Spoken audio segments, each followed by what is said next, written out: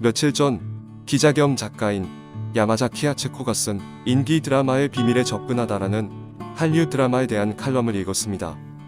본 칼럼은 분석이라기보다는 독자적인 시각에서 썼다고 밝히고 있습니다. 칼럼을 보고 이야기를 이어나가도록 하겠습니다. 사랑의 불시착 현빈이 마침내 주간 아사히의 표지를 장식했다. 게다가 권두에서 6페이지에 걸쳐 한류 드라마의 기사가 소개되었다. 뿐만 아니라 TV의 아침 와이드에서부터 주요 신문의 칼럼까지 최근 미디어에서 한류 드라마를 다루는 방식이 화끈해지고 있다. 이 결과는 지금까지 꾸준하게 한류 드라마를 소개해온 이 연재 덕분이 아니라 집에 있는 시간이 길어진 것이 큰 요인이 되었음은 틀림없을 것 같다.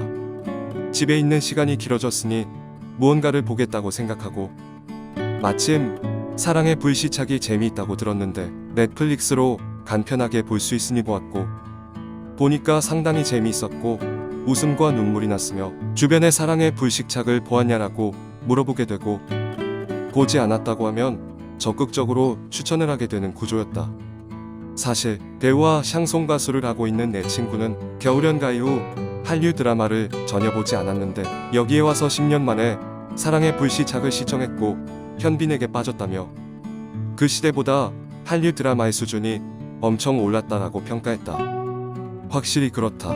사실 한류 드라마는 일본 이외 해외에서 특히 중국이나 태국 등 아시아에서도 인기가 높고 정부도 외화벌이 산업으로 전폭적으로 추천하고 있는 것 같아 투자하는 방식이 만만치 않다. 그래서인지 촬영이나 세트 등이 영화급 스케일인 것도 많고 극본가나 연출가 등도 어쨌든 우수한 인재가 많이 모여있는 것 같다. 또 스토리도 멜로만 밀어붙이는 것이 아니라 현대인의 문제를 담아 단골 로맨스와 서스펜스를 기반으로 치밀하게 몸에 스며들게 하는 작품이 많아 모든 방향에서 볼거리가 가득하다. 확실한 엔터테인먼트 성향을 담아내기 때문에 누구라도 즐길 수 있는 상황인 것이다. 사랑의 불시착과 함께 이 한류 드라마 열풍을 이끄는 또 하나의 빅히트 드라마로는 이태원 클라스가 있다.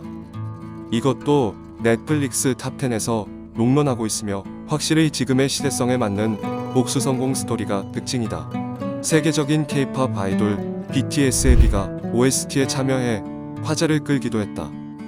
이 드라마는 이야기 전개의 스피드감도 훌륭하고 보기 시작하면 단번에 봐버린다고 하는 팬도 많으며 그동안 한류 드라마를 거들떠보지도 않았던 젊은 세대들도 속속 시청하고 있는 것 같은데 재미있는 것은 그동안 여성 일변도였던 한류 드라마에 남성 팬을 급증시키고 있다는 점이다. 사실은 주위에서도 부부가 함께 빠져들었다고 하는 사람들이 많아서 왠지 한류 드라마를 보면 남편이 싫어하지 않는 도식도 이 드라마가 무너뜨릴 기세이다. 한류 드라마에 빠진 지 벌써 3년, 드디어 찾아온 이런 큰 한류 붐의 감회가 남다른 요즘이다. 앞으로도 점점 그 매력을 전해나갈 계획이다. 이상이 칼럼의 내용입니다. 이 칼럼을 포함하여 지금껏 한국 드라마의 붐에 대해 이야기하는 많은 미디어들이 있지만 각각 그 현상을 바라보는 시간은 조금씩 차이가 있습니다. 하지만 그런 여러 평가 중에 공통적으로 꼭 포함된 것이 있고 그 정도의 교집합이면 일본이 바라보는 하나의 정리된 시각으로 보아도 될 것 같습니다. 첫째, 소재의 확장성과 이야기 전개 방식의 변화입니다. 과거 한류 드라마 팬 사이에서도 재벌과 가난한 주인공의 신데렐라 스토리와 기억상실증 등은 늘 비판받던 부분이었습니다.